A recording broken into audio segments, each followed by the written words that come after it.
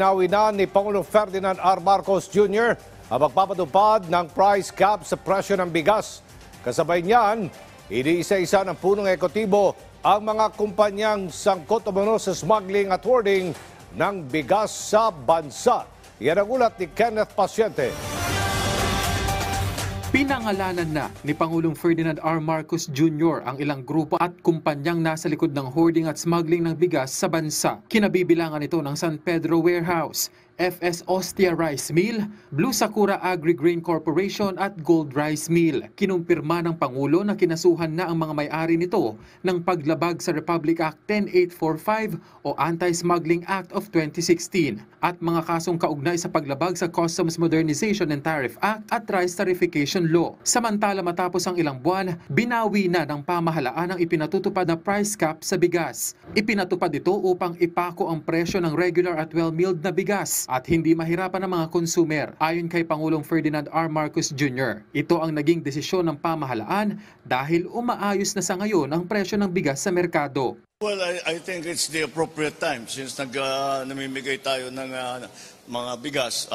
Yes, we are, as of today, we are lifting the price caps on the rice, both for the regular milled rice and for the well-milled rice. So, tinatanggal na natin yung mga control. Pero giit ng punong ehekutibo, hindi rito natatapos ang hakbang ng pamahalaan sa isyu ng bigas.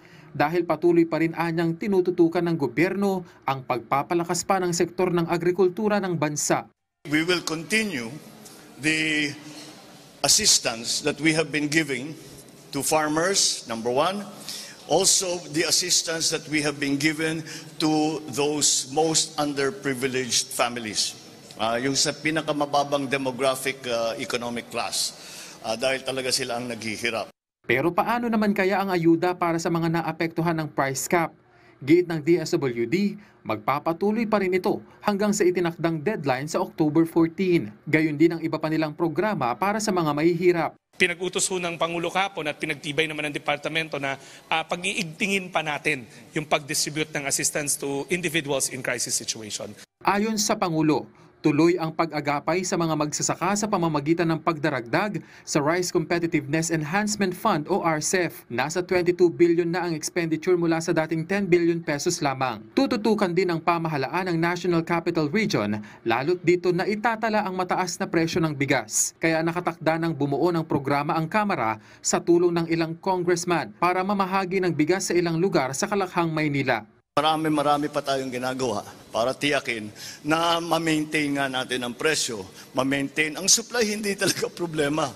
Ang supply talaga hindi problema. We have, I think presently, close to 40 days.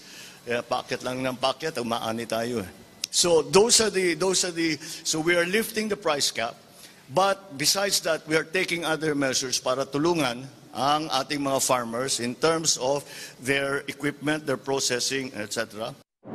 Pinangunahan din ni Pangulong Marcos Jr. ang pamamahagi ng bigas sa siyudad ng Taguig, kung saan nasa 1,000 miyembro ng 4Ps ang nakatanggap ng tig 25 na kilo ng bigas. Ang mga bigas na ipinamahagi ay kabilang sa libo-libong sako ng bigas na nasabat ng Bureau of Customs sa Zamboanga, Kamakailan. Tiniyak din ng Pangulo na walang shortage ng bigas. Nagkukulang lamang dahil sa mga hoarder at smuggler. Kaya babala ng punong ehekutibo, binabalaan ko ang mga sumasabotahe sa ating ekonomiya, kayong mga smuggler, kayong mga hoarder at sindikato, tigilan na ninyo ang mga masama ninyong gawain. Sa ilalim ng Republic Act number 10845, sino mang mapatunayang nagpupuslit ng produktong agrikultura at maaring makulong habang buhay at magmulta ng doble sa halaga ng inyong mga kontrabando. Kenneth Paciente para sa Bayan.